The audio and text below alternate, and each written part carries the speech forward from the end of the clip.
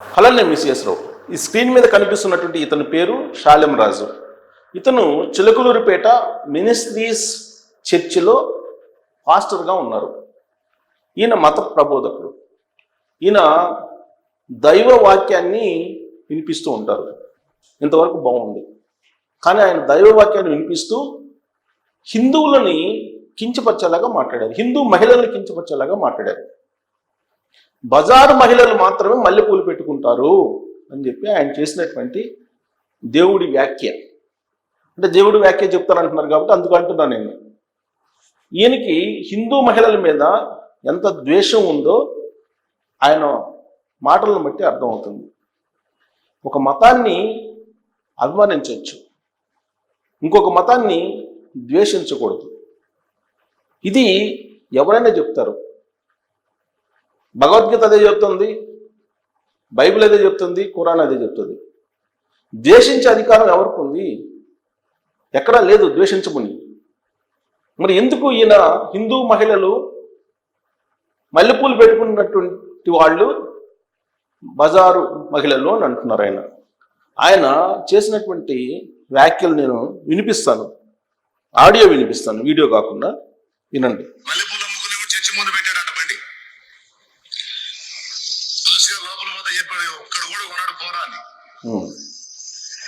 ఇంకో చోట పెట్టుకో, మార్కెట్ లో పెట్టుకో, అక్కడ కొంటారులే కానీ ఇక్కడ కొందరు పో అంటే ఎందుకు నిజమైన ఆడవాళ్ళు ఒక్కటే కొంటారులే అని పెట్టాడు. కోట మొదలైన దగ్గర నుంచి కోట వైపు అందరూ వెళ్ళిపోయినా ఆడే కూర్చున్నాడు ఒక్కడు వల్ల. అందరూ పైన భాష గారు కూడా పోతా చూశాడు. బండికి వెళ్ళి ఒక్క మూర పూలు వల్ల ఎవరు ఏమైందిరా అన్నాడు.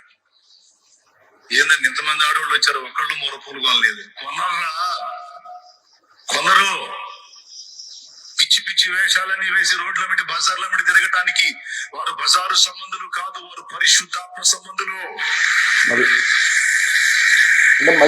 పరిశుద్ధాత్మ సంబంధులు, పరిశుద్ధాత్మను కలిగి ఉన్నవారు, సత్ప్రవర్తన కలిగి ఉన్నవారు, సత్క్రియలు చేయడానికి పిలువబడిన వారు, ఏర్పరచబడిన వారు, ఆయన రక్తము చేత కడగబడిన వారు. వారు అడ్డదిడ్డంగా తిరిగేవాళ్ళు కాదు, అడ్డదిడ్డంగా ప్రవర్తించేవాళ్ళు కాదు, అడ్డదిడ్డంగా బతికేవాళ్ళు కాదు. క్రీస్తు రక్తము చేత నీతిమంతులుగా తీర్చబడి నీతిగా బ్రతకడానికి తమను తాము. అడ్డదిడ్డంగా బతికేవాళ్ళు కాదు, అడ్డదిడ్డంగా ప్రవర్తించేవాళ్ళు కాదు. అందుకే మల్లెపూలు పెట్టుకోవట్లేదు. అంటే మల్లెపూలు పెట్టుకునేటువంటి వాళ్ళు బజారు మహిళలు అని ఆయన చెప్తున్నారు పాస్టర్. ఆయనేమో దైవ ప్రసంగికుడు, సువార్త చెప్పే ఆయన ఏం చెప్తున్నారు అంటే, కూటములు జరుగుతూ ఉంటే ఎవరో మల్లెపూలు అమ్ముకునే అతను అక్కడికి వచ్చారట. వస్తుంటే అప్పుడు పాస్టర్ చూశాడట. చూసి ఇక్కడ మల్లెపూలు ఎవరు కొనరు, నువ్వు వెళ్ళిపో అని అన్నానంట. ఇంతమంది మహిళలు వస్తుంటే ఎందుకు కొనరని చెప్పి పెట్టారట. కూటములు అయిపోయి వెళ్ళిపోతున్నారట. వెళ్ళిపోతుంటే ఎవ్వరు కూడా మల్లెపూలు కొనలేదంట. అప్పుడు చర్చిలో నుంచి వచ్చిన పాస్టరు చూసి మల్లెపూలు ఎవరు కొనలేదండి అని చెప్పేసి పాస్టర్ చెప్తే, పాస్టర్ అన్నారంట, పరిశుద్ధాత్మలు కొనవు, రక్తంతో పరిశుద్ధం చేసినటువంటి యేసు రక్తంతో పరిశుద్ధం చేసినటువంటి మహిళలు కొనరు. మల్లెపూలు కొనేవాళ్ళు సత్ప్రవర్తన కలిగి ఉండరు, బజారు వ్యవహారాలు చెయ్యరు అనేది ఆయన చెప్పేటువంటి మాట. అంటే మల్లెపూలు కొనుక్కునేటువంటి వాళ్ళు బజారు మహిళలు అని చెప్తున్నారు ఆయన.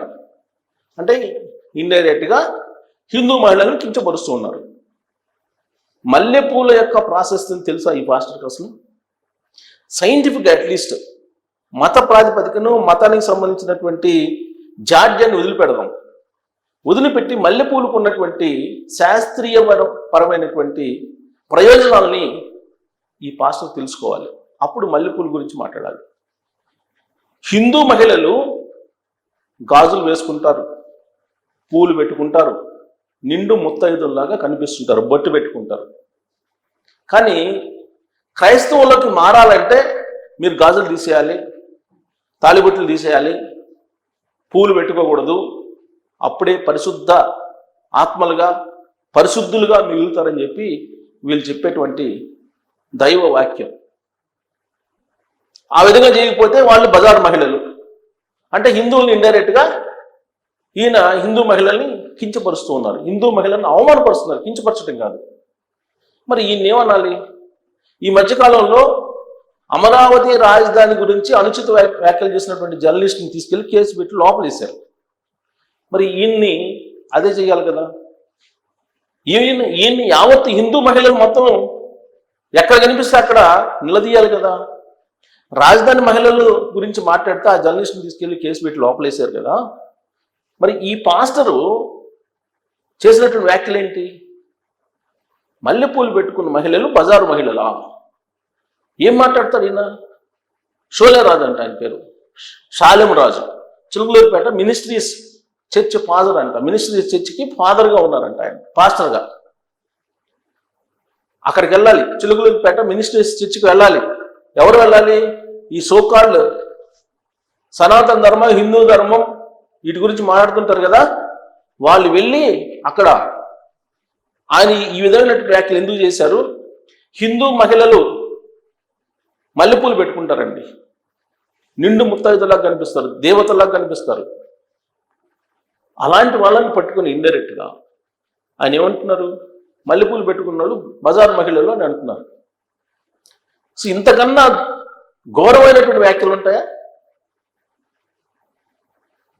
రాబోయే రోజుల్లో ఇలాంటి వాళ్ళని కనుక కట్టడి చేయకపోతే ఇంకా ఘోరమైనటువంటి వ్యాఖ్యలను మనం వినాల్సి వస్తుంది.